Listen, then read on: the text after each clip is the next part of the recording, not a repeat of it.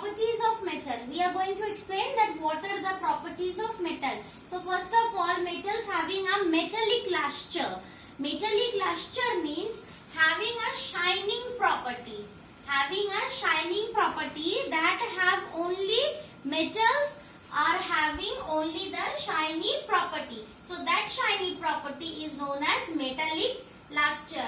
Just like gold, silver, these are all metals. So gold and silver having the shining property. So that's why all the metals having metallic luster, and metallic luster means shining property. Next come to second point, that is density. Density means volume.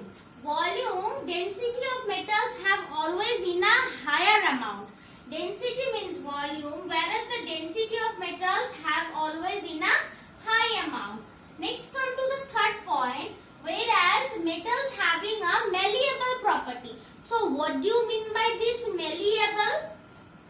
Malleable property means that when you were taken a metal and it placed into a sheet, then you put a hammer into that sheet, they beat that metal, then the metal will be beaten and flexible and deform the structure. That property is known as malleable property. That is when we are beaten the metal into sheets, it deforms its structure. That kind of property is known as malleable property. Next come to point number 4. Metals are ductile. So what do you mean by ductile? Ductile means that it can be drawn into wire. So these having a ductile property. So metals having all kinds of metal having ductile property that can be drawn into the wire.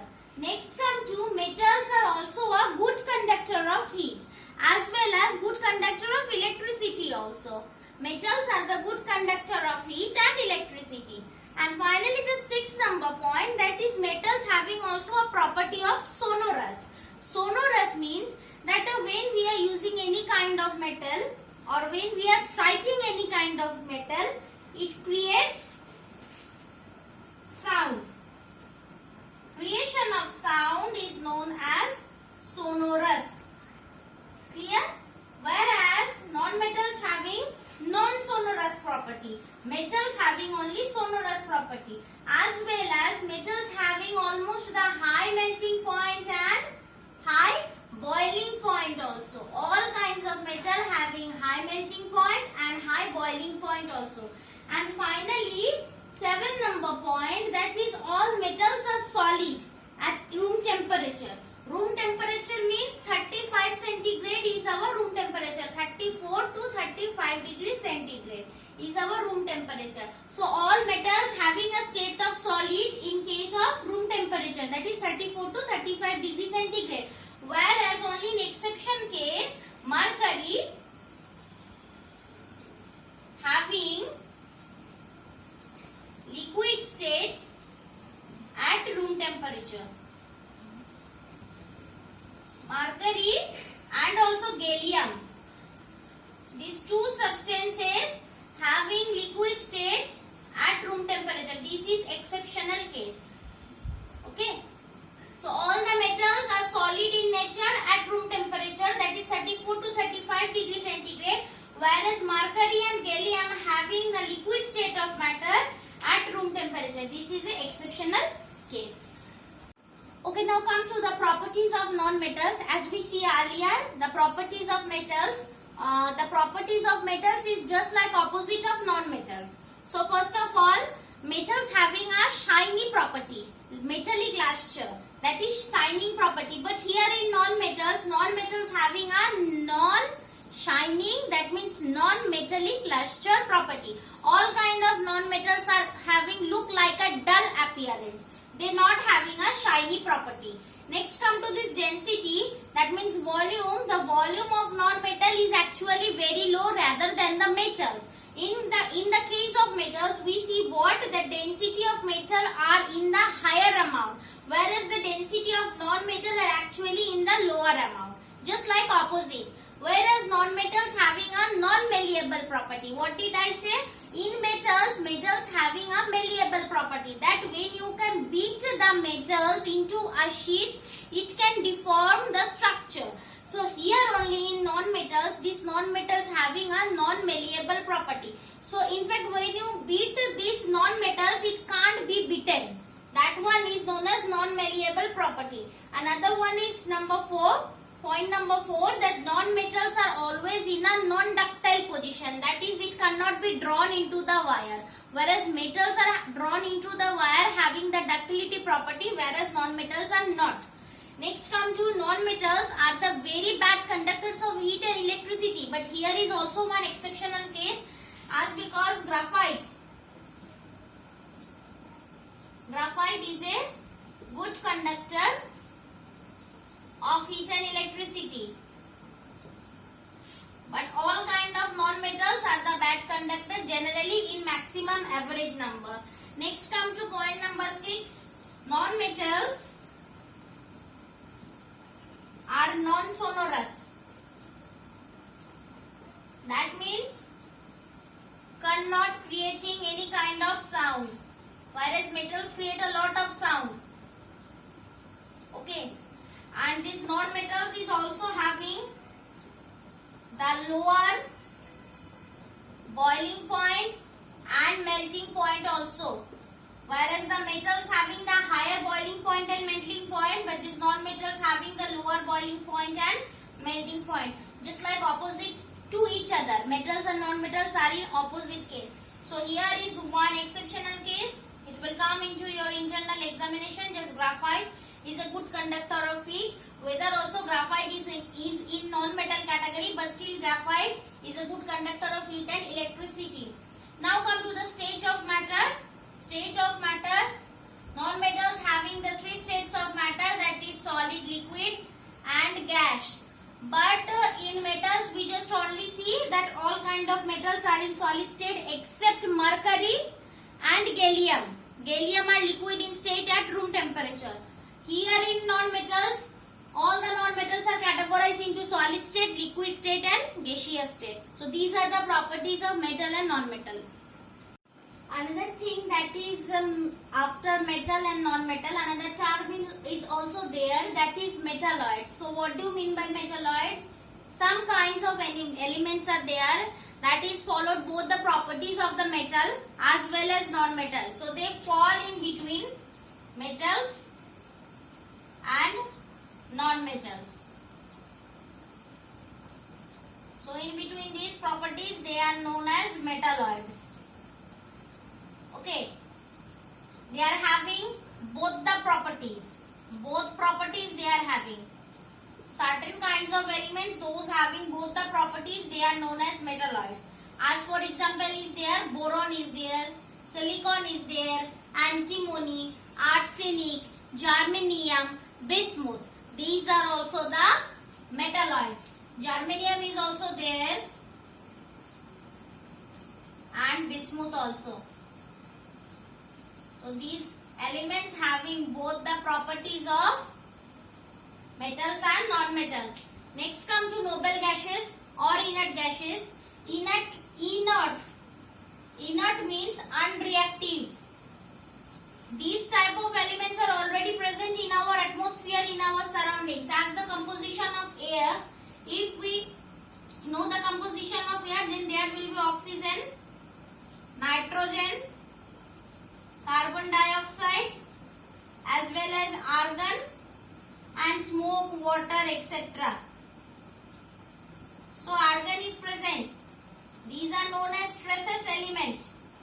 Traces means in minimum amount. Traces means in minimum amount. These inert gases are present in our atmosphere also. These inert gases is known as noble gas also. So these elements are chemically unreactive with another element. So they consider as noble gas. These kinds of noble gases are also available in a very small amount in our atmosphere. As for example, helium. Helium is there, neon, argon, xenon, radon. So these are the elements that are known as noble gases: helium, neon, argon, xenon, radon. Another one is also there, that is krypton. So these are the 6 elements that are found in our atmosphere, but in a very small amount, that is traces element. They are known as noble gas or inert gas because they are unreactive chemically with the other elements. So helium, neon, argon, xenon, radon, krypton, these are the noble gases.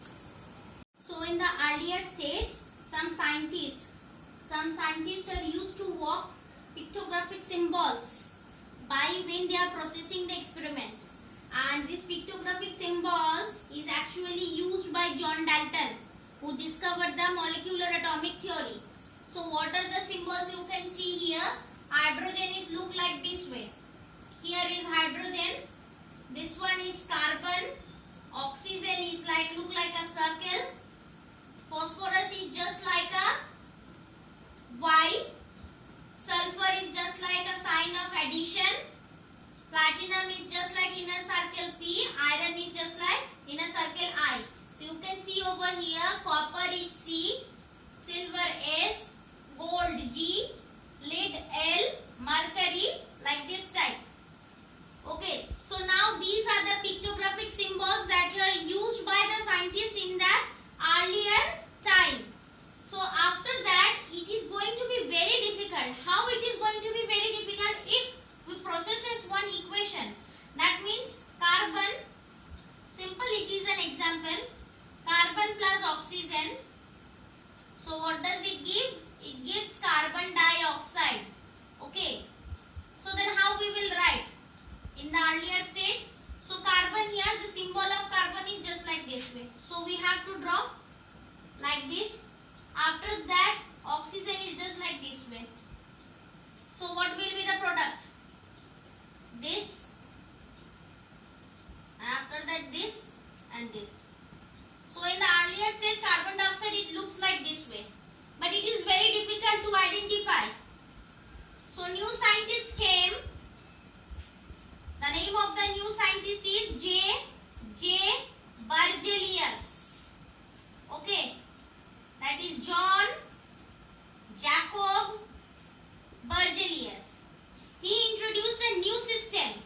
The system is known as IUPAC system. So by J. Berzelius, we find out a new system, that is IUPAC system. Now what is the full form of this IUPAC system? It is International Union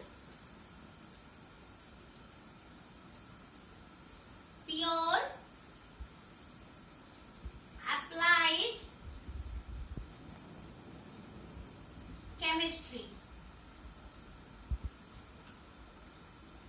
Okay. So this is the full form of IUPAC system. It will categorize all the naming of the elements that are already present in a particular state of rule. So this system is discovered by John Jacob Berzelius and it is known as IUPAC system. So all the elements are categorized in a proper rule of manner. So it is known as International Union Pure Applied Chemistry. Now most of the elements having the English name. English name, that means oxygen is our English name. So it will be denoted as O. John Jacob Berzelius said that please symbolize all the elements with the first letter only. First of all, so oxygen, English name, first letter O. Second, hydrogen also, first letter H. Nitrogen, first letter N. Phosphorus, first letter P. Like this way, sulfur, first letter S. So according J. Berzelius and this IUPAC system, he said what? That maximum number of elements having their English name, and we have to categorize the symbols in the first with the first letter only. with the first letter only. When it is come to helium, then we already noticed that first letter H is also there. Here is also H, but John Jacob Burchell here said that we have to take only the first letter. But in such case, when there are both the similarities we found, then he also said that when the similarities is there with the letters, then you can take first two letter. That is helium. He. Next come to carbon also. C is our first letter. So here C. Carbon. Then come here also. So when we see carbon is C, first letter carbon C, we are writing C. Then what is about calcium? Calcium is also with C. Then we have to take first two letter. To avoid the confusion, we are going to write Ca. Mind it, to avoid the confusion, according to the IUPAC system, the first letter will be in capital letter and the second letter will be in small letter. Don't mistake this one. As because cobalt, formula of or the symbol of cobalt is first two letter.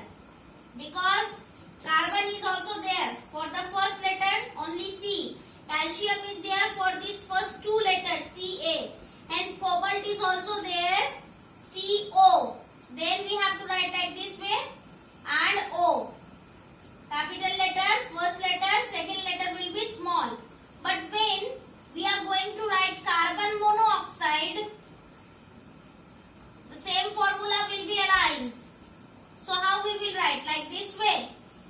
So how we will notify or denoted that which one is cobalt, this one or that one.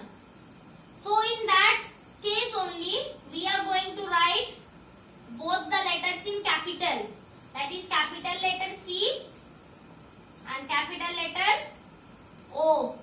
So hence it is denoted that capital letter C and capital letter O will be carbon monoxide, whereas capital letter C and small letter O is cobalt. So avoiding this confusion, there are many rules and system. When we are checking the first letter and categorize all the elements, if the same letter having the first letter elements, then we have to go for the second letter also. And just like calcium Ca, cobalt CO, and when there is a confusion in between the small letter and capital letter, then we are going to write both the letters in capital. So this is the rule. This is the system of IUPAC system. Some elements having their Latin name also, that J.J. Bergeri has also categorized to avoid the confusion. So when carbon is C, then copper will be also C, but to avoid confusion, copper is here. Let's see. Copper is coming from the Latin name, that is cuprum. So the first two letter we are going to take. First two letter we are going to take. So the symbol of copper will be Cu. That is cuprum from the Latin name. Now come to first of all gold. Gold, the Latin name of gold is aurum and the symbol is first two letter, that is Au. Next come to silver, that is argentum, Ag. Ag is the symbol of silver. Next come to mercury.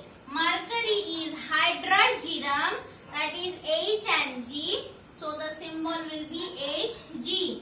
Copper is already described, that is cuprum, Cu. Lead. If lead, Latin name will be plumbum, then the symbol will be Pb. Next come to iron. If iron, that is IRON, if we write the symbol of iron I, then I will be denoted as iodine.